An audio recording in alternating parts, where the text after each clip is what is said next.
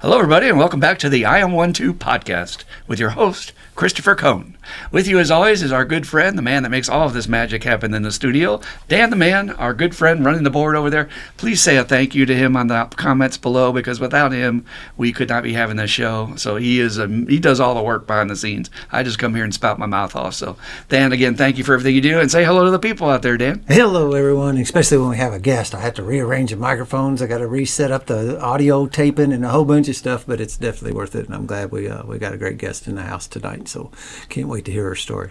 Yes, and you all may have noticed we do have a guest in the house, and we like to bring people in to share their different experience, strength, and hope, because each person's story is uniquely qualified to help just that one person that's going to relate and say, oh my God, they're talking about me. And you need to go, if you're new, you need to go to enough meetings to get that experience, but I promise you, it will happen to you where you feel like somebody's been following you around your whole life, and they know every secret about you, because they're saying the same details happened to them that happened to you. And so we're very fortunate to have our good friend Katie in the studio today. Welcome to the podcast, Katie. I'm so glad you're here. Thank you. Thank you for having me on here. It's You're an so honor. welcome. Oh, yeah. I'm so excited. And you heard about this because your sponsor, Shannon, was on our podcast a little while ago. If you all want to look that one up, she has a great story, and it's full of tears, full of joy, full of success. So look up the Shannon podcast. But I got to tell you, I could tell your all's relationship with sponsee, and I loved it. Because I was in the other room and I'm listening to y'all, and there was a lot of laughter going on. Yeah. Like the two of y'all laugh a lot. It's always like that. That is great. That is what recovery is supposed to be all about. It's not supposed to be about misery. It's supposed to be about having fun and finding your true self. So we're going to talk about Katie's story today, and we hope it's helpful to you guys out there. So we do like to start the easiest but most important question of the entire podcast. What is your sobriety date, Katie? 6/7/23. 6. So you're coming up on 1 year. 2 years. 2 years. Yeah. Sorry. No, Didn't you're take good. A year You're away good. Don't let me take a year away from You're you. good. Congratulations. That Thanks. is so awesome. Yeah. And I'm going to imagine when we hear your story, it's after a battle of fighting to get that 2 years. Yes. So congratulations. Thanks. That is so awesome. So we start with some basics. Like, tell us where you grew up. Tell us about your family, brothers and sisters, what that was like for you. I grew up in Louisville. I was born in Louisville, Kentucky. Grew up there. I went to Holy Spirit K through 5th grade, and then I was diagnosed with ADD, and my mom pulled me out of there and sent me to DePaul. Have you heard of it? It's okay. Went there. That was a lot better with my education and stuff, because it was a smaller classroom. Graduated, went to Assumption, did not do so well grade-wise, but I managed to graduate. So let's slow it down a little bit. Okay. So this will be very helpful for so many people out there, because as a counselor, I run into this all the time, that many of them were diagnosed and or misdiagnosed with ADD as a child, and it turned out to be just plain old alcoholism, because you know how we're up in our head and we project about stuff and we can't concentrate because we're squirrel, restless, irritable, discontent. Do you feel that was an appropriate diagnosis back then? And what was your experience of having ADD? Yeah, I do feel like it was an appropriate one. I struggled a lot when I was in just a regular classroom setting. Mm-hmm. Always, there was a lot of embarrassing moments, I guess you would say. Mm-hmm. I was always the last one to turn assignments in and stuff like that. That's hard. There's another part of our story where we already feel uncomfortable and we don't feel like we fit in already. But almost everybody who's ever done their story with me will tell a story about how conditions around them also made them feel like they didn't fit in. Yeah. So that's terrible for a young child to have to go through that. Yeah. Like the whole class. And kids can be merciless, too. Oh, I know. It was, it felt like that big whenever. I'm so sorry. Yeah. So thank God your parents were proactive and were able to get you in another school. It sounds like that was an upgrade, so to speak. Yeah, it helped a lot. Okay. Did you have any brothers and sisters growing up? I did not. I was an only child. Okay. Growing up. Was that what your parents wanted? Did they want more children? Or? My parents divorced when I was 3. Mm. So my mom never had any more kids. My dad ended up having another my sister, who's 10 years younger than me. So we didn't, we weren't that close because we Yeah. were so far apart. So do you mind me asking, do you know the reasons today why your parents split? My dad is a truck driver, and he was gone on the road a lot. That's about as much as I gathered from my mom. They just fell out of love, I Yeah. guess. It's a hard profession. I actually have had several patients in my group with a similar story with their father being a trucker, and you're gone a lot Yeah. in that profession. That's very hard to keep going. Did she ever find love again? Yeah, she did. Okay, good. Yeah. Good for her. We'll get to that later. So, I always like to ask people, when you were growing up with your mom, I guess, was alcohol around in the house? Was any other drugs like marijuana around or anything like that? Alcohol was, but I never really saw her drink heavily until I was in high school. Mhm. So, but I mean, nothing. She kept it pretty clean, I guess you would say. She So- worked a lot. It's kind of like she was either hiding it or she just wasn't doing it. She just wasn't doing it. She wasn't doing she it was yet, okay. working and going to school and this and that. Yeah. And God bless her. Was she single mom or was dad helping out at all? No, she's a single mom. Oh, wow. Yeah. It's terrible. It's one of the hardest things on earth is to be a single mom. Yeah. Ugh. So you're a single kid, you're an only child, and you have a mom that's a single mom trying to support the family. I would guarantee you fell into I'm not being observed, so maybe I can get away with some stuff. My grandparents helped a lot Okay. raising me. So I was actually a pretty good kid, believe it or not. Like, I didn't get into, I didn't start drinking when I was like 12 or anything like that. Like, I stayed pretty straight and narrow not my whole high school career, but most of it. Hmm. Now, on the contrary to alcohol being around, did you get lectures from either your grandparents or your mom about stay away from drugs or don't fall into that? Or did you get DARE come to the school? And Yeah, I remember do their- DARE coming, yes. But no, I don't really remember my mom telling me anything about it. Okay. Another thing that happens with some of my patients, and this is kind of what I do as an interviewer, I just kind of fish around a little bit. People that go to Catholic school can be a little repressed in exercising their darker side because every human being has a shadow self, as Carl Jung taught us. So they can be really bad once they come out of the cage. And we will get to that when we get there. But was that kind of your experience, maybe a little bit? Yeah. Okay, so I can't wait to hear the carnage. All right, so we're talking. You got through most of high school and you didn't use anything, or was it junior or senior year that?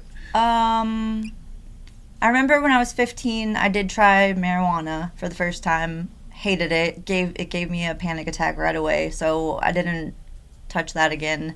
I did drink one time when I was a junior, I believe, or maybe, I don't know, junior or senior. But that was the first time I had my first blackout because I had mixed it with Xanax, and so fun times. All right, wait a minute, we got back up. Okay. This is what Ross would be like. Oh, what? Because you're saying I'm a good kid, but you got some Xanax. What's this about? It was that one time. Oh, one time. Yeah. It's only one time. It didn't. Yeah. It didn't really kick off. My addiction didn't kick in. I got you. But just a friend had given it to you? Yeah, we Just were at one? a party. Okay, I got you. Yeah. So I consider that a blessing in your life because I know a lot of my patients have had the anxiety or panic attack from marijuana, and I feel like that spared them from falling into that. Yeah, it did. Okay, good. And you got through the rest of high school. Did you graduate okay? Were there any issues finishing school or anything like that? I mean, I graduated just barely, but I did graduate. And how about extracurricular activities? Did you have any other passions or things you were doing outside of school? I was on the rowing team. Oh, really? Yeah. You know what? My nephew's on the rowing team. Really? For it's Florida State or one So of I the. bet they're one of the really universities. good. He's Captain America. You should see his Yeah. back. I mean, he doesn't want to do it anymore because he's just wore out from it and he's graduating. But he is like, you see Steve Rogers in the movies, he's got that waist. Yeah. But it's brutal, isn't it? Oh, yeah, it is. Yeah. And we were the worst team. Worst. We compete against all these other schools that did it year round. Oh my God, it was embarrassing. But you had some passion for Yeah, it? yeah, it was fun. Well, was it the competition, or was it being out on the water, or what do you feel? All of it, just Uh-huh. the team, the friendships, all of it, just having to, you have to be in sync when you're, I don't know, it was just, It is. It's an Yeah. art. It's like choreography. yeah. Yeah. Very interesting. Okay, so what happened after high school? Did you graduate and go to college? Did you get to go to work? I graduated and got pregnant. Oh, okay. Yeah. Was this a long-time boyfriend, or? I think we dated for like a year, maybe a year and a half. So It's okay. no. It's okay. It happens. Yeah. Birds and the bees. Yeah. It happens. But were you ready for that, or is that something? No, I was not ready for yeah, that. No, Yeah. not at all. That's a shame, because so many people that's happened to, and I'm grateful. I don't know how I escaped it, but making dumb decisions as a kid, but it changes your whole life, because Yeah. now you got to worry about another person to take care of. So, what were your? I do like to ask this. If I had gone to you at 18 before the pregnancy and all that, and I said, Katie, I have a magic wand, and I can wave this and give you any life, any career path that you want for yourself, and you'll be successful at it, what would that little kid told me and she wanted to do with her life? I really did not know what I wanted. I mean, hell, I still don't even know what I want, but I couldn't answer. I mean, I can't answer that. I did not know what I wanted to do after high school. I didn't know what I wanted to do during it. It was just, so I don't have an answer. It's okay.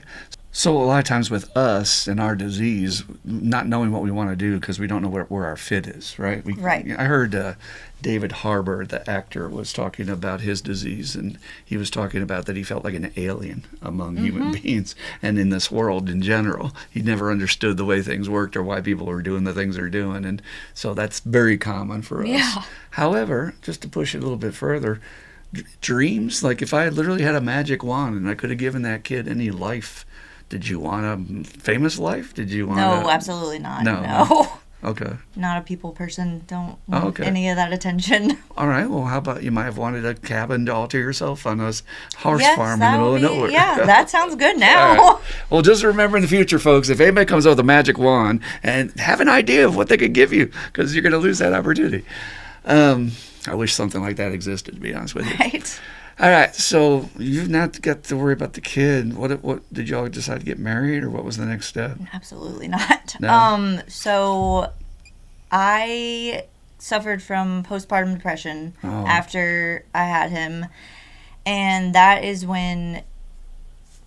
So, his father, my boyfriend at the time, his dad, he was on pain medication, and he ended up giving me one of his. And that's what set it off. Like,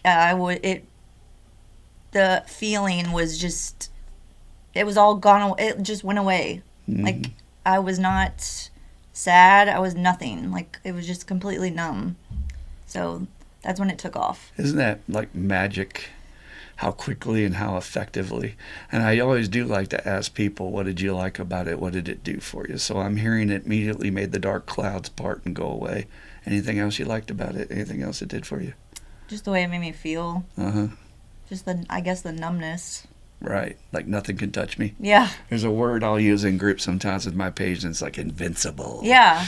Yeah, I'm invincible. Had so much like energy. We were cleaning the house, just everything. Okay. So, and another common thread in a lot of people's stories is it usually is somebody close to us that introduces us. So, was your postpartum diagnosed right off the bat, or did it take them a while to figure out? I feel like it might have taken a while. I don't think it was right away. It's a very misunderstood and underdiagnosed and unappreciated condition that's very real, and I've had a lot of patients have that in their story. And usually it's this weird thing like, you should be happy, you have a baby. Right, You yeah. know? Yeah. Okay, so that will help a lot of people out there who maybe been through that. It's real. It's all chemicals. It's not something you're doing on purpose, right?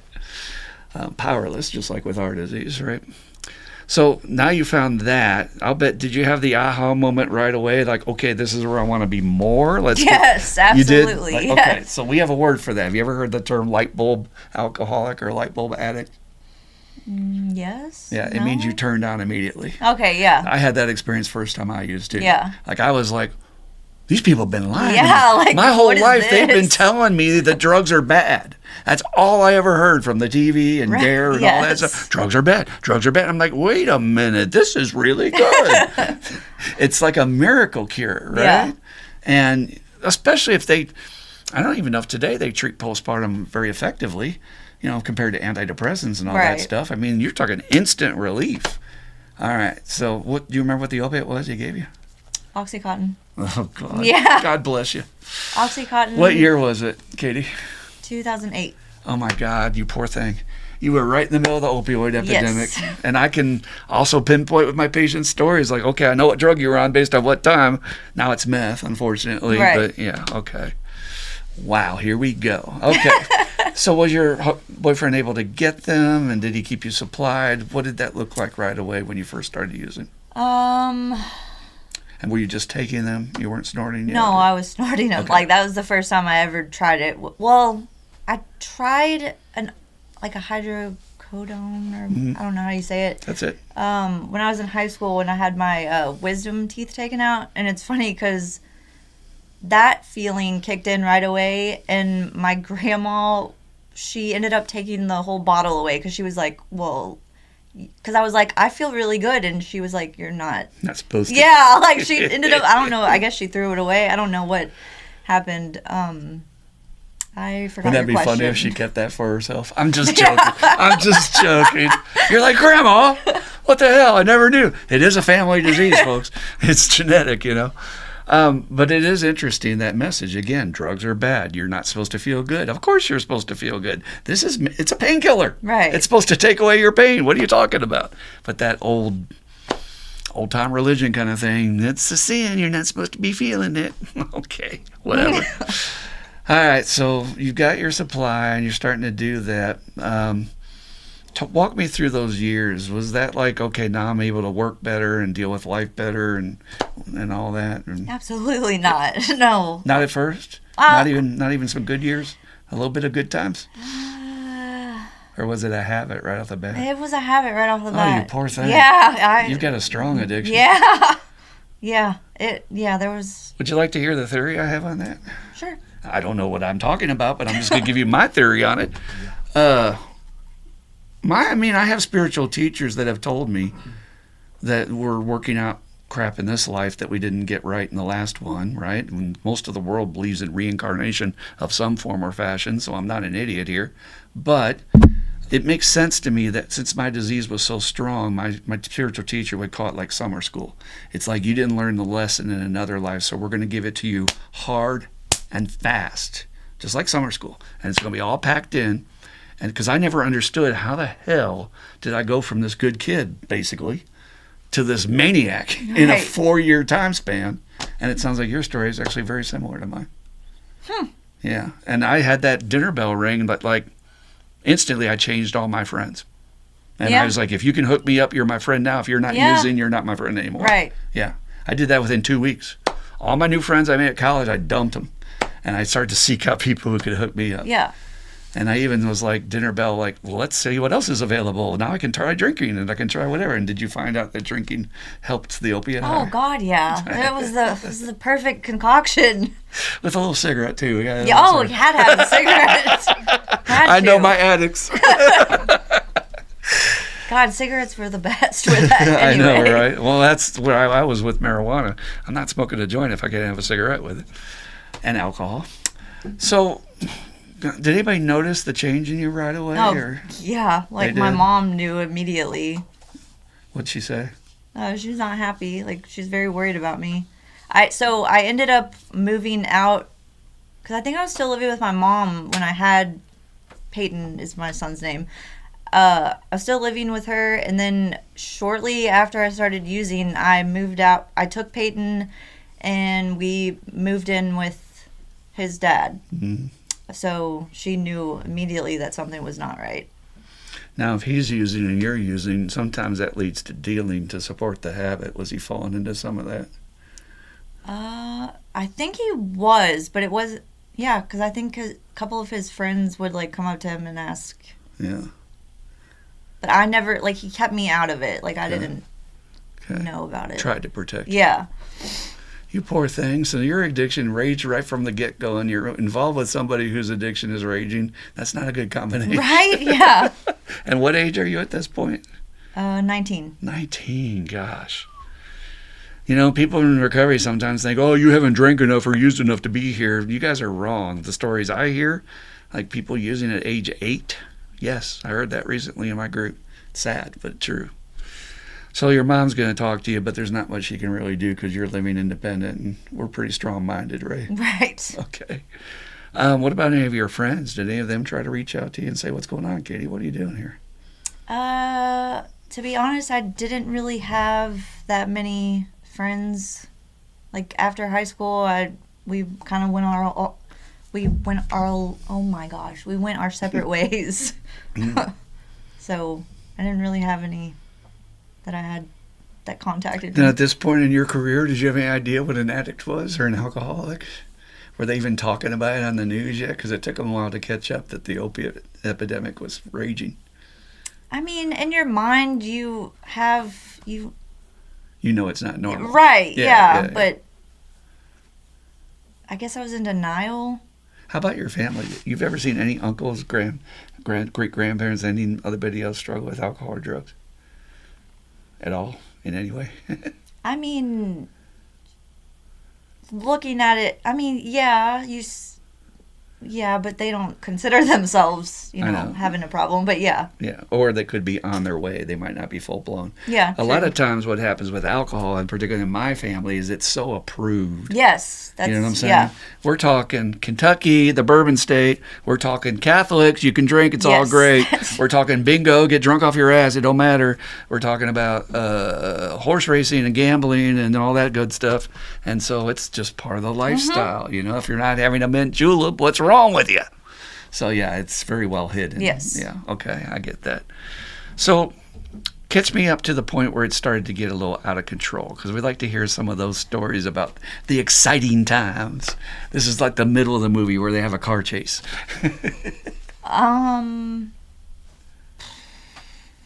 Yeah, there's been times you've run out, I'm sure, and it was desperation. Oh, yeah, it was not good. We're starting to pawn things or do what we got to do, hustle a little bit. I just remember this one time specifically. I was going to meet my mom for church with me and Peyton, and he was still a baby, so he was in the back of my car in a car seat. And I don't think I had any pills, and so I had to literally, or maybe I did. I don't really remember, but I had to pull over on the side of the highway and take a nap while I was meeting, and while I was on my way to meet her. And so I ended up not being able to make it to church, obviously, because I was sleeping. And that was a big thing. I slept a lot when I was using. And so, yeah. That hurts so deeply. As a parent and as a mother, anything could have happened, right? Mm-hmm. But as we say in our program, this is just standard operating procedure. When the addiction is in charge, we're powerless, and the addiction has to be fed. So I'm so grateful nothing bad happened. Right. Okay. So this progresses for, how long was your career? How long did you use for? So 19, oh my gosh, I'm really bad at math. Up until 2 years ago. Okay, so you went through the whole phase where oxys were out, then we got Opanas, right?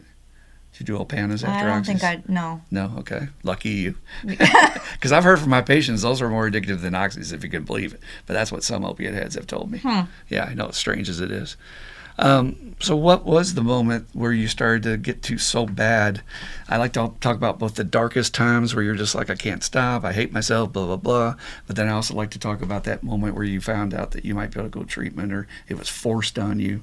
I don't know what happened, but... Well, so luckily my body started rejecting the pills eventually. Like, it must have been like 10 years down the road. I would take them and I would get sick. And that never used to happen. And so, I even tried switching to Suboxone. That's how, and that would even make me sick. And so I was like, I can't keep taking this because I don't like the way I feel. So that's when my drinking started to come in. I mean, I've always drank, but it didn't pick up until I was not able to take pills anymore. And you know what's fascinating about every single drug that's out there, for those of you who don't know this yet, at a certain point they all stop working. Yeah. You know, and Yeah. and when it stops working, it's a very desperate place because I need to have something, and so usually we switch and we go to something else. And you're kind of fortunate in a way that you started with something hard, so you went to something more legal, Right. So it took some problems off your plate. But alcohol is a beast in Oh itself. yes, it is. Tell me about that story. I can talk about the most recent years. So I work at Ford. God bless you. Yes, thanks. It's a tough job. It is, mentally, well, and physically. But when I got the job at Ford, I luckily was not drinking for that whole year. I just chose not to drink. It wasn't until I met my team lead that I found out that it was okay to just drink on the line. You could just do whatever.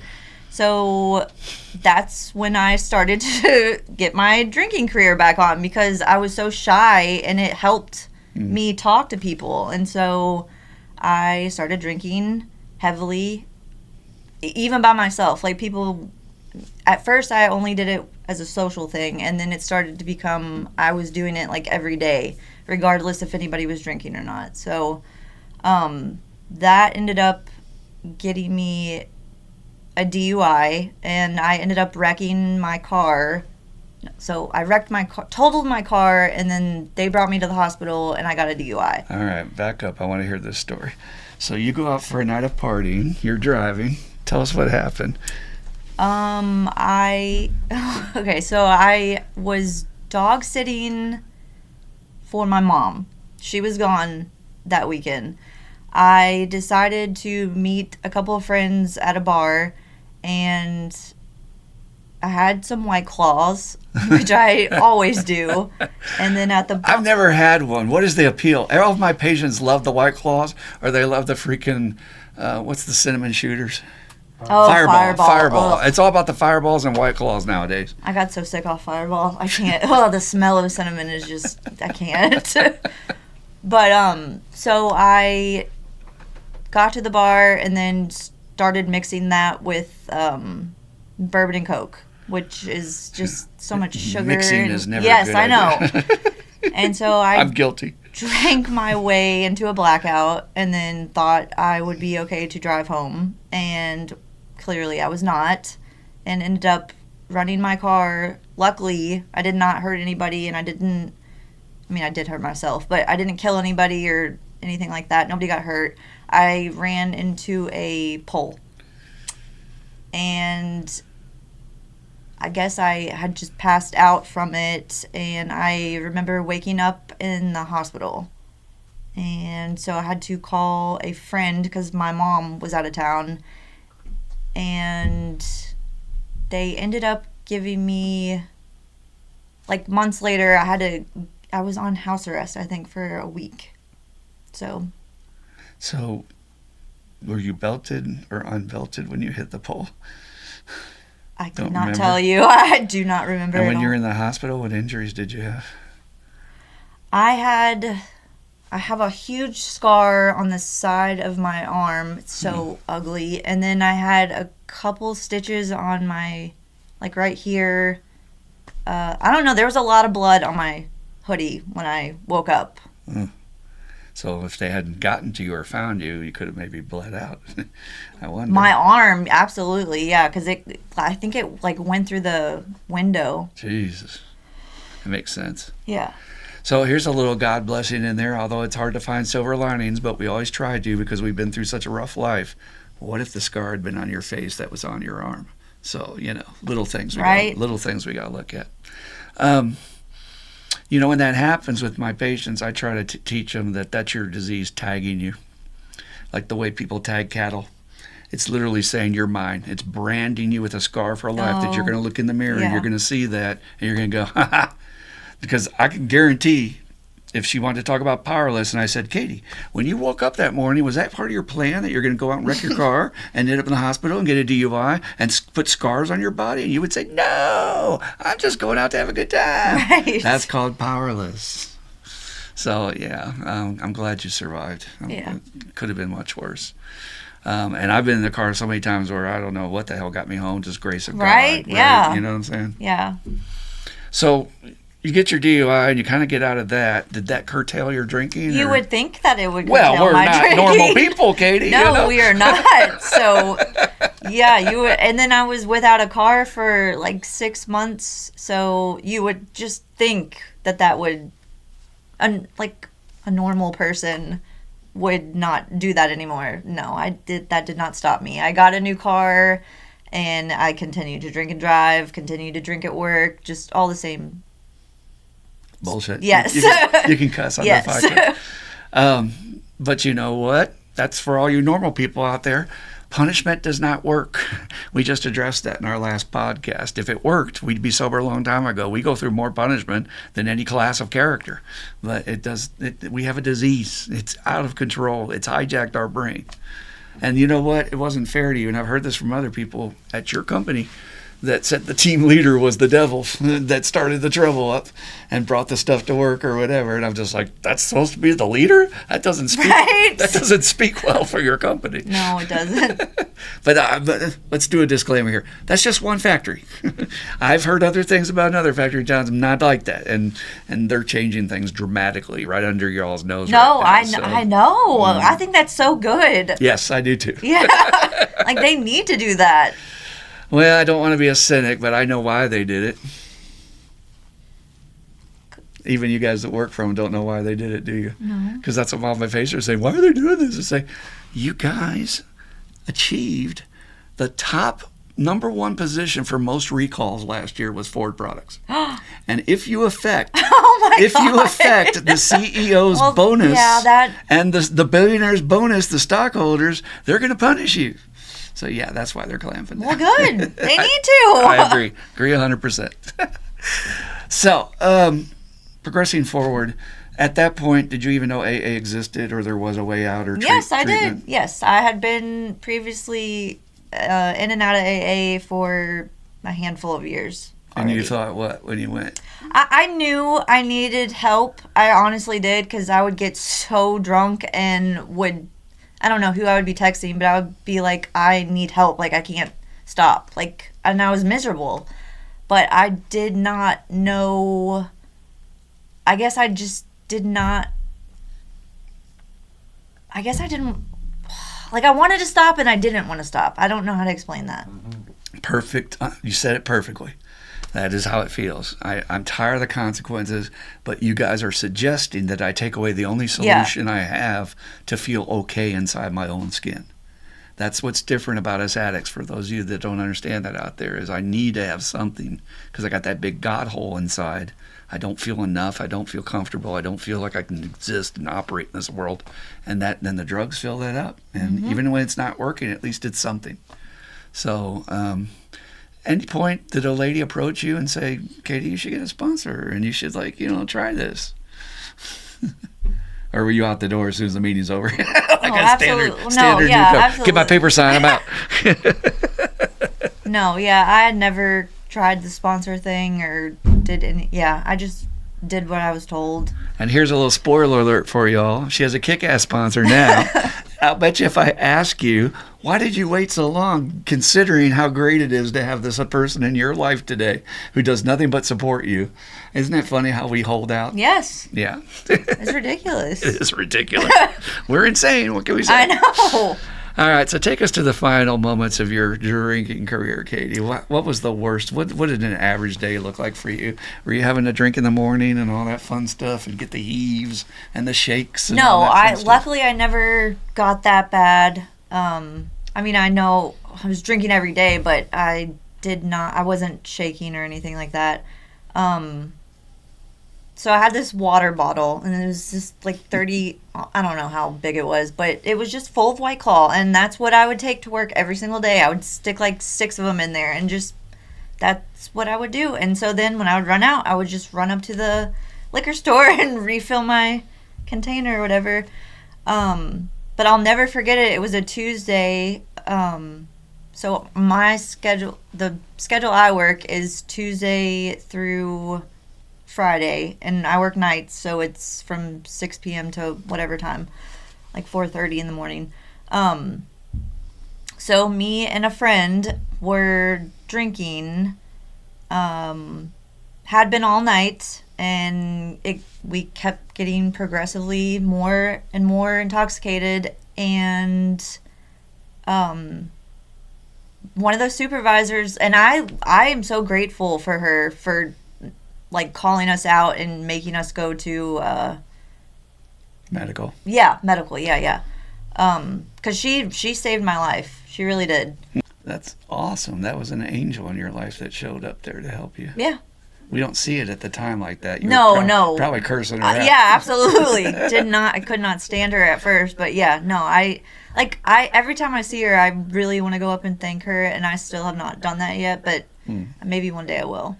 Well, and there is a process in the 9th step. Yes. We can go and thank the people who helped Yes. us. So, all right, I want to slow this down a little bit. I've had Ford clients for over the 23-year period. Well, 20 years that I've been at my current position, and they're one of our favored clients, and we love them. Thank you for supporting us. But I was taught this on my first month dealing with them. They said, you know what, you can get away with anything there, but do not stop the line. I don't care if your arm is hanging from a chassis. You do not hit the stop button. That's what I was told. Mm-hmm. So was it interfering with the work output, and that's how she noticed you guys needed to go to medical, or what? No, we didn't stop the line or anything. She was just dancing out of, like, she was just being loud and obnoxious. She was being a drunk. Yes. Oh, and so then when I saw that she got in trouble, I, of course, was like, if you're going to take her, you're going to take me. Like, are you kidding? Righteous. Yes. Stand up for my sister. Yes. And so that's what happened. In other words, literally, you could have kept your mouth shut. Yes. I could have continued and been fine, but no, I had to say something. I can't remember. The viral video I'll never forget is the guy pulled over by the state trooper, and he says, don't say another word. I'll let you go home, and I won't arrest you for driving under the influence. And the guy looks right at the cop and goes, fuck you. He couldn't resist. And that's us. You couldn't resist. I understand. Oh, we're a unique class of character. So you go to treatment? Yes. And where'd you go? The Brook. And who'd you have? I had you. Not for a long time, though, right? No. The full deal? Did you stay extra?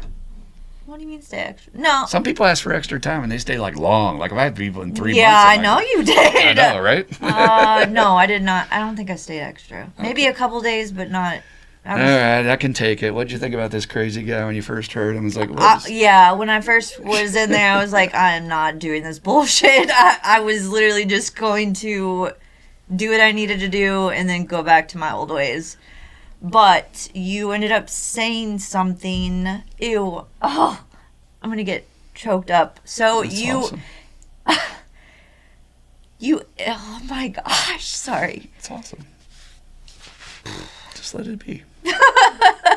We're human beings. We're supposed to have emotions, guys. It's great. It's beautiful. Yeah, it's wonderful. You ended up saying,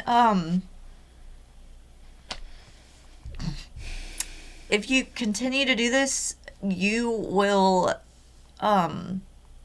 your life is only going to get worse. So sorry. So, backtrack. When I got my DUI, I had to take DUI classes to get my license back. And some of the people that were in there were on their, not only second, but, third or fourth DUI. And so I was like, in my head, I'm judging them while I'm also sitting in this class. But I'm like, how do you continue to drink and drive after you've, done this? And as soon as you said that, it clicked. I was like, I'm going to be that person if I don't stop. Oh, Jesus, It's sorry. beautiful, Katie. That's the God stuff. Let it be. That's a higher power literally intervening in your life's path to save you. That's a beautiful thing. Yeah, so thank you, because Oh, you're welcome. that's the one thing that clicked. And I was like, this guy has a point. I'm going to start listening to him. And so, yeah, mentioned the meetings, the Tuesday night meetings, the ladies' night. Mhm. And I started to get on that when I was still in your program. Mentioned to get a sponsor, and I was like, I'm going to listen to this man because he's obviously, smart and you know what you're talking about. And so it ended up working. Jeez. So thank you. I'm deeply honored. I'm just the channel, and I allow higher power to try to use me, and I never know half the time what's coming out of my damn mouth. I mean, seriously, I had a sponsee pull on me the other day and go, you said something about this person. Do you have a problem with him? And I'm like, I don't even remember saying it. There's no telling what comes out of my mouth in a group. I said, no, I don't have a problem with this person. I use it as an example. And again, it's always with this example of how can I help my patient? How can I help them see it for themselves? Because everybody needs that unique way. Right. Because we have these defenses, right? Yes. I mean, they're pretty severe. Not much is going to get through. But sometimes that moment of clarity, once something gets through and really hits you and hits a bullseye, and I'm grateful that I could be a part of that. Yeah. That's freaking awesome. Like, really, that should be celebrated. I'm so happy for you. And that you put feet under it. A lot of my patients still waste time. And Yeah. even after it's hit them, they're not doing anything. So, before we get to your sponsor, talk to me about Ladies' Night. What was your experience of that when you first started going? Pretty awesome group of ladies, right? Yeah. It was different because it was a Zoom meeting, so I didn't know what to expect with that. But, I mean, everybody seemed nice and had good topics and whatnot, so I just continued to go and listen to them. I never spoke or anything. It takes a while. Yeah, it takes a long while, but yeah. And they're so good at that meeting of saying, are you new? Would you like to say yeah. something? That's Donna. Would you like to say something? She's so nice.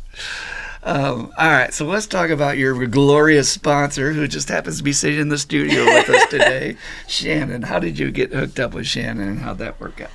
So, my first year of sobriety, I had a different sponsor. Can I say names? Mm-hmm. First name. First name. So Jordan was my sponsor. Jordan's awesome. Yeah, love her. She helped me tremendously. Was there for me when I needed her and helped me get through a lot of stuff. Because that first year sucks. Like, it really does. It can. It's tough. Yeah.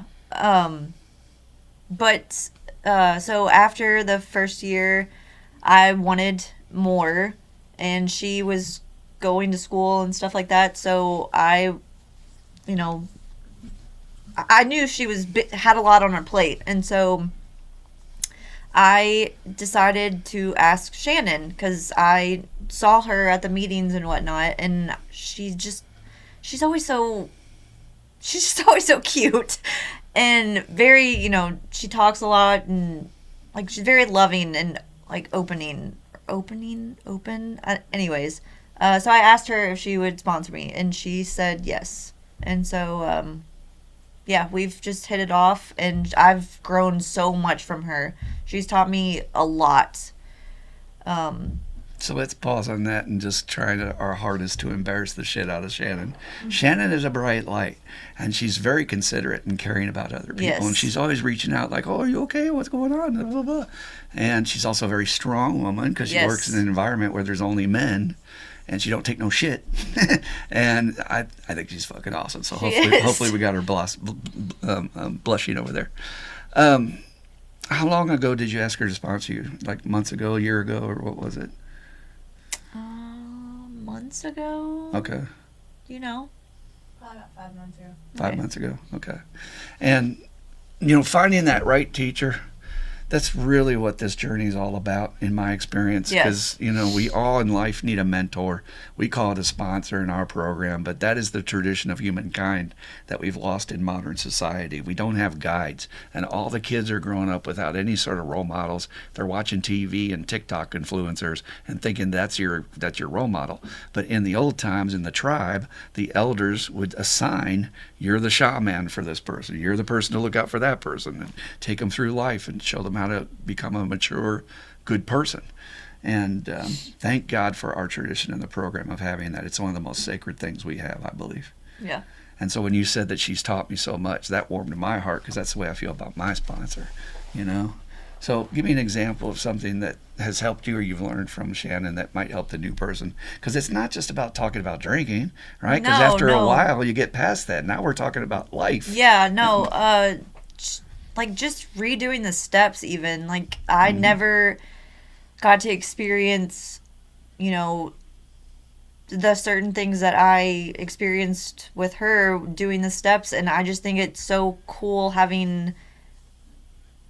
I don't know, me and her, I guess we think alike and we learn a certain way. And so the way she taught me is, I get it. I can understand it now, whereas I didn't really understand it before.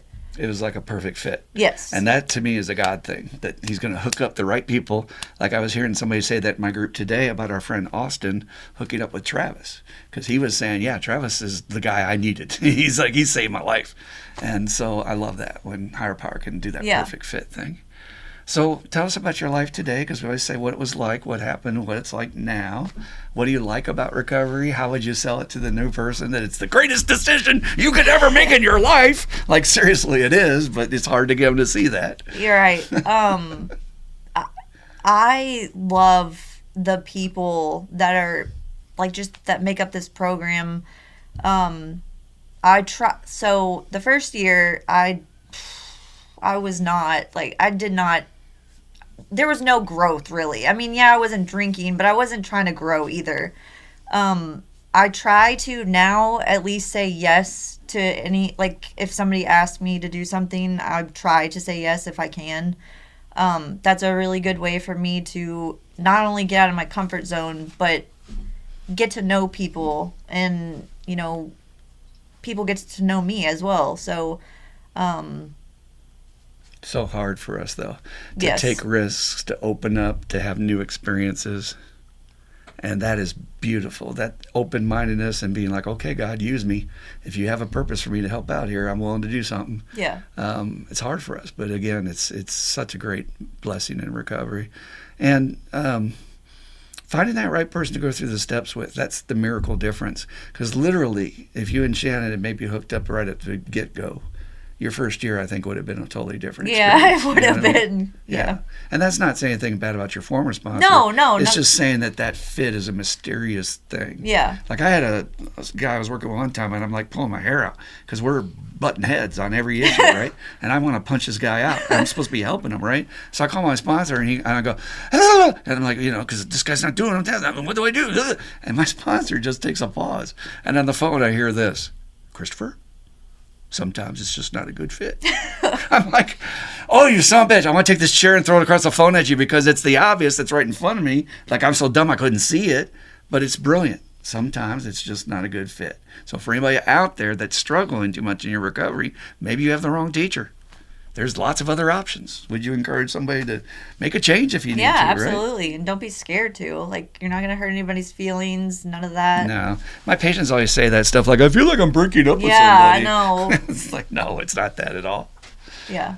All right. So what's the best thing that you like about being sober? What are the things in your life that have... And what do you think about the future, what it holds for you maybe, and what you'd like to do? I've gotten everything back tenfold. Like, I've gotten my family back. I've gotten just, oh my gosh. Okay, I'm sorry. I'm not going to cry. Shannon, we need to work on her helping let her feelings out. Shannon's over here on her podcast. I know. She shared and cried she's the whole so time. good at. I know. We're working on it. Whoever did that to you, they were wrong. It's normal to cry. Okay. I feel like, yeah. I don't know what we were talking about. You're just talking about you got everything back. You're your family. Yes, I've connected with my family. I'm able to be there for them. I'm able to be there for like anybody and not be that selfish, only thinking about me person. Like, what do I get out of it? I don't have to think like that anymore. I'm able to, be a better employer or employee, whatever. Just a bunch of different things. It's just Showing up on time, doing Yes. what I'm supposed to do, Yeah, not running to the exactly. liquor store on break. Exactly. It's the little things, you Right. know. Tell me about your relationship with your child, and how old is she now? He, sorry. Yeah, he's 17. Oh my God, I didn't realize. Yeah. That's a lot of time gone by. Yeah. Okay. It was funny. So me and him were talking the other day, and he was a baby when I was using my he was a baby when I was using. So he told me that he doesn't remember like any of the bad stuff really, which I'm grateful for. But also like I know what I did and didn't do, and so but I'm so happy that he is able to see me today, be there for him, and hang out with him, and just we have a relationship, and I love that. He feels like he can come talk to you. Yes. Yeah. That's so awesome. Especially for teenagers, that's a very Yes. rare commodity that Yes. they will come talk to their parents. So, and how much of a blessing is that he doesn't really remember any of the bad stuff. He remembers the good stuff. That's awesome. I know, right? That is awesome. So if you were going to talk to somebody out there who might be on the fence and they're saying, yeah, it sounds good, Katie, but I don't know if I really want to go through all the pain of withdrawal, and which is temporary. It passes quickly. Yeah. And I don't know if I want to get a sponsor and do all this stuff. Anything you would say from your experience to encourage them to give it a try? This life is so much easier to maintain. You're just so much, you're freer than you were or whatever when you're using. You're happier, obviously. You're not depressed and mean all the time. I don't know, it's a way better life. Way better. Way Like, better. you can't even compare them. Really. No, you really can't. We have this saying in the program about the easier, softer way, and truly recovery, despite the work it takes, is much easier and softer than having to be an active addict. Active addict is the hardest job I've ever worked in my damn life. Having to constantly think about when you're going to get your next fix, or it's just all of it, even money-wise. And when you mentioned, having a fuller life, I think also a great gift to recovery is being able to be present. Like when you're talking to your son, I'm not thinking about all those other things I got to take care of because I'm an addict and I'm all over the place. And that energy, you should see a new person. You saw him come crashing into my group, and it just goes, oh, what's this energy? It's called unmanageability is what it is. I actually had a patient recently who tried to accuse me that they left their phone at the brook during the P test. It was my fault. And I was like, Oh my gosh. boy, you are an addict. Why did I ever do that? It's like, so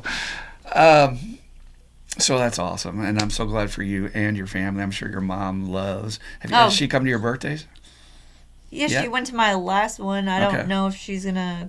Yeah, invite her. Okay. Yeah. So it's funny. I have a couple gratitude lists. Like I make gratitude lists every day and send them to a couple people. But I also started doing it with my mom as well, and I just think it's so cool that she does that with me. Like I'm That is able cool. to, give her some of this like knowledge, and I don't know what I'm trying to say. The I know. ripple effect that we have. Yeah, the ripple effect. Ripples out through our family members, and I feel like everybody should.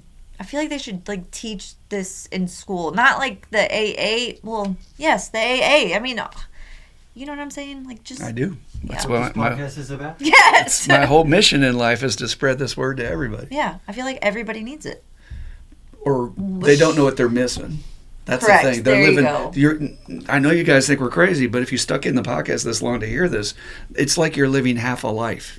Guys, I watch people out there. They're at the store and they're miserable. Yeah. And they got 1,000 things to do and they're not enjoying their day and all these tools we teach about, slow down, do some meditation, breathe a little bit, take inventory so you can get rid of the shit that bothered you yesterday so you don't have to carry it today. Yes, we should be teaching all this in school, absolutely. But the way you said about your mom, what really touched me was you're making her load a little lighter for all the crap we put them through. And that's the way I look at when I'm trying to help my mom today, or be it, my mom's 90 and she's in an assisted living facility. And, everything I can do to make her life a little bit funner, like make her laugh, and have her have a better day. What a blessing that is to be able to do that after the pain we caused her. Right. Yeah, I love that. Yeah. All right, Katie, well, it's been an absolute pleasure having you on the podcast. Did we miss anything, or was there any other message you really wanted to carry? Because I know when you saw Shannon, you got all excited and say, I want to do that, which is awesome. Stepping up and saying, I want to check it out and try it. But I also want to make sure we don't cut you off if there's anything else you wanted to share in your story, or anything else you wanted to say to the newcomer, or any other way you wanted to embarrass Shannon, or... No, I think I'm good. I think I said everything. It's awesome. Yeah. Dan, any thoughts over there that you might want to share, just hearing Katie's story a little bit? Yeah, well, I said in the beginning of the podcast because I don't really know you that well. And I had no idea. When you said you worked at Ford, and some bells went off, and then I found out that you'd actually been through Christopher's thing. So I was wrong when I said, because most of the people that come in here, I've had a history with for some years, and I've actually had them on like my Spiritual Underground podcast too, so I know their stories. It's refreshing to have somebody that I don't know the story. So thank you for honoring me with that today. I did bring some stuff because I had the same kind of deal. And I stole this from another speaker. He said, alcohol and opiates. These are a few of my favorite things. And that combination hit just the sweet spot for me. If when I could get it right, for that little period of time till I tipped over the edge every time, man, it was good. And then, it's a tricky balance, man. It is. It's tricky balance. I said, we're all like amateur chemists. Right. Just a little of this and a little of that, and we'll get it just right, and then, damn. I'll get it right tomorrow. I'll get it right. And we all know that moment when we cross the line. We're like, "Oh shit! Yeah. Whoops! Too much. Yep. I'm in trouble." But that, that reaction you had to it was the same reaction I'd had. I had a lot of opiate exposure as a kid because I was constantly getting hurt. I was accident prone as all get out, and I would get home and Mom would give me a couple of pain pills, and then the rest of them would disappear. Well, later on in life, my mom ended up. I found out that she was actually confiscated them for her, and she was actually very adamant at the hospital every time. They said, "Do you need any pain pills?" And I'd be like, "I don't think so." Mom would say, "Yes, he does." Oh my God! But I would get that energy burst, man. And like I said, and my dad lives upstairs, and I always use this example. He'll take a 5 hydrocodone, and he'll be in the bed or on the couch or in the recliner just out for hours. Yeah, my mom's like that. 6-7 hours, he'll be out. I take some, and I'm raking the leaves, vacuuming the house, so much dusting, energy, and doing all that kind of stuff. That's one of these symptoms, this thing that we have, this abnormal reaction to this chemical. It's not supposed to do that to us. We've got some different wiring that it lands on us, and that's part of this thing we've got inside of us that makes us do that. And it's interesting to hear that.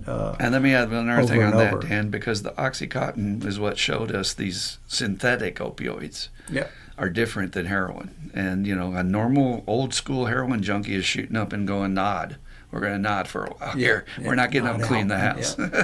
So there was a victim of two things. One is some people are just wired that way, that they want to get up and do things. And then it's the drug itself. It's engineered to do that. Yeah, it's engineered to be different. You were talking about school. Travis had shared with me that that his daughter is graduating from Floyd Central, and they actually have mindfulness and meditation classes going on at Floyd Central. That's awesome. At least teaching that much. Wow. It's a start. Yeah. And that's pretty cool. And she's getting all kinds of benefit from her ripple effect from her father being. I love that. That's amazing. Scholarship to IU and different kinds of things that's causing, and then she gets to. She understands the benefit of that as a result of her father, so that's pretty cool. Well, when we talk about how great this is, I don't think Travis would mind me stealing a little of his thunder, but I want to tell that 1-minute story what happened recently. Travis's daughter is getting ready to go off to college, and it's very expensive, obviously, so any help is gratefully appreciated. And they get wind that she's going to win some sort of scholarship because she wrote an essay on what it was like, what happened, and what it was like now. Basically, her dad finding recovery. And it touched the board so much. They're like, you won, you get an award, we're going to give you a scholarship. So she goes to get this scholarship, and Travis is thinking, oh, it'd be like $500, $1,000 or something. They handed her a check for $10,000. And he's like, okay, that'll help. But that's not the juice. The juice is, he looks, and the sponsor of the check is the Horseshoe Casino Foundation. And he said years ago when he was using, He worked there. He worked there. worked there. And he was using. And You're right. he was let out in handcuffs with 6 felonies or something. And he was told he was never come on the property. He still will get a trespass if he goes on the property. And they don't realize that they just handed him a $10,000 Oh my check. gosh. He was stealing drinks there. He was This drinking is on the job. great thing about recovery for those of you who think it's going to be boring. It's like uncanny how exciting and crazy and fun your life can be. Yeah. Truly. And these miracle loops like that loop back to that, that the very Full people circle. who sent him out with handcuffs end up handing his daughter a $10,000 check. And anybody could have said 10 years ago, whenever that happened, this is what's going to happen in the future. And you would have said, you're out of your mind. If you put that in a movie, no one would go see it because it's unbelievable. There's no way they would believe that. But it happens all the time in recovery, in our experience. So your first year does not have to be bad or miserable. It's just the right teacher. You got to find the right one Absolutely. for you. Any other thoughts? Nope. All right. We did a great job. Thank you. Congratulations. Thank you. Booyah. Thank you. So we like to close like we do all the time with a serenity prayer. If you guys would like to join us. And the prayer, everybody. God, grant me the serenity to accept the things I cannot change, the courage to change the things I can, and the wisdom to know the difference. Just for today. Keep coming back. It works if you work it, and you die if you don't. Woohoo! Come back and see us next week. We love you all. Take care of yourself. Peace out.